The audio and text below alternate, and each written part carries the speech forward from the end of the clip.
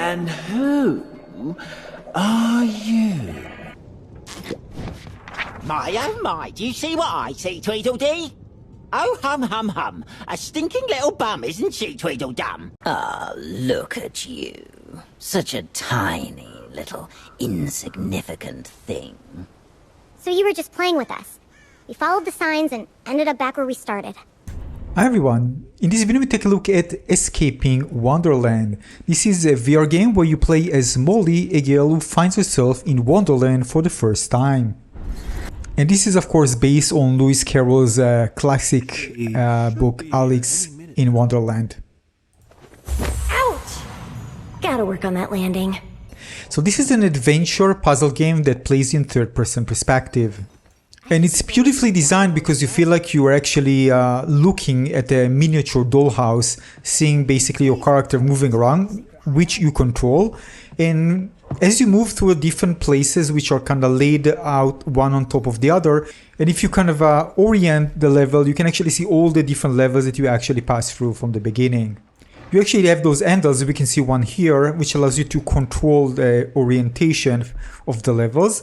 The thing is that I would like to have something more spread out, so I can actually just touch everything in the level with the two maybe triggers and basically rotate it and maybe slightly enlarge it and resize it.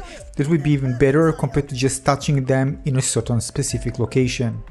Also at certain points you're going to go into first-person perspective when you need to do certain puzzles. You have some interaction with the various NPCs that you meet through your journey.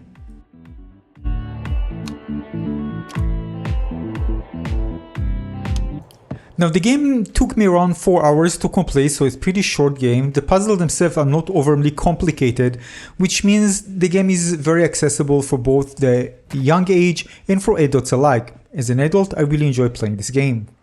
Although I have to admit that sometimes when I play a game like that, I wish they were a bit more complicated, so it kind of break my head a bit just to try to find a solution.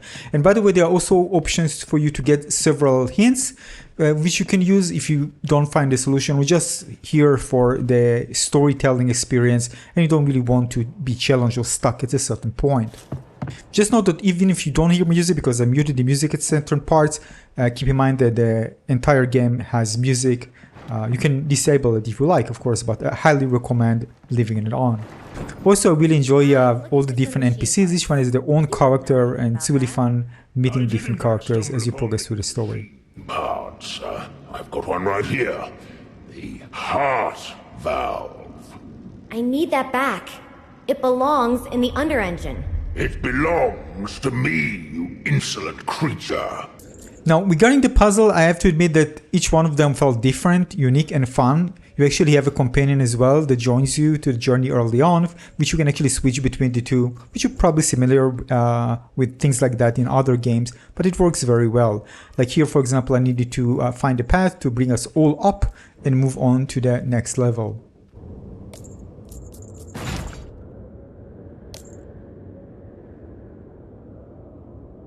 But one of the puzzles regarding controlling time, which you can actually control the time and try to find ways to progress through this level, was ingenious.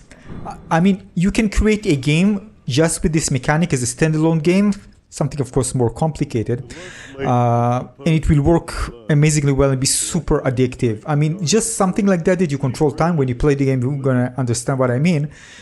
It's just a genius idea. Now, I won't spoil it here, but because again, if I'm going to tell you how we do things, it's going to spoil things, but overall, it designed so well, and I really want to see a game based on just this mechanic. It would be incredible. Now, in terms of visuals, the game is just beautiful. It looks amazing. By the way, I'm playing this on the Quest 3. Very detailed, all the elements, especially when you change your size, you can actually see everything becomes bigger.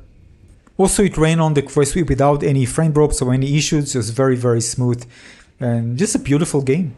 Now, as you progress through, you're going to find different collectibles, and you also have your diary, and you find some information that will unveil more things regarding the story, and also other collectibles that you need to locate in the world in order to collect them. Some of them are hidden, but again, if you pay attention, you can easily find them.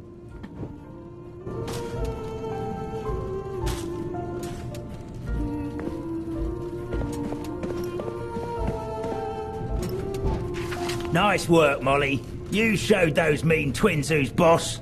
The mirrors. Now, regarding the length, I told you it took me about 4 hours to complete, and the thing is that it fell short. Even for telling a story, it fell short. It was interesting, but for me, it lacked depth. And again, this is because most of the time I was actually, doing different puzzles, exploring most of the time, and the touches that you have there for telling the story are just several bits compared to the entire experience. I'm not scared of you.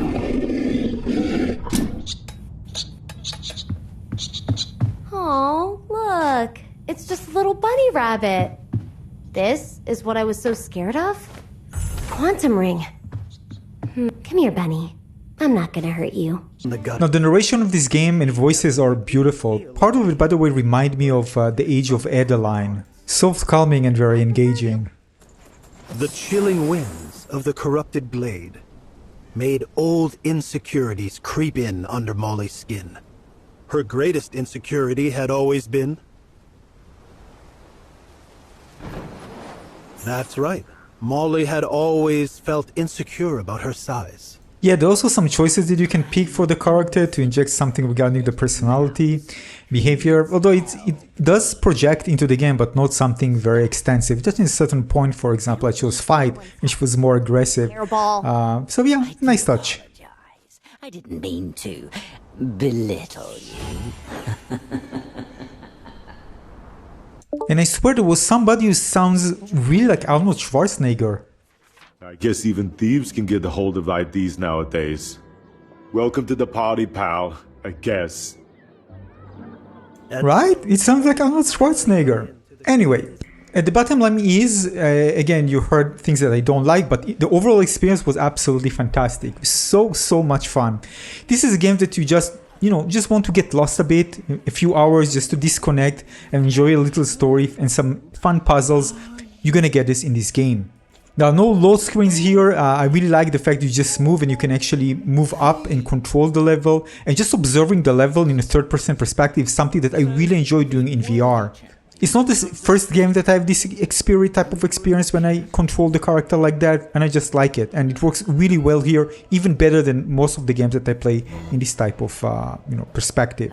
So overall, a great little game if you want to disconnect, just enjoy fun little story with some interesting puzzles. This is a highly recommended game. I just enjoyed the entire experience a lot. Just unfortunate that it just ended so early.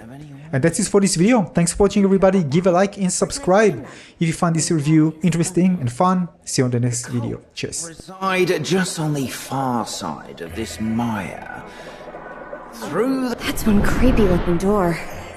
How do I get it open? The door only opens for one who has confronted her fears.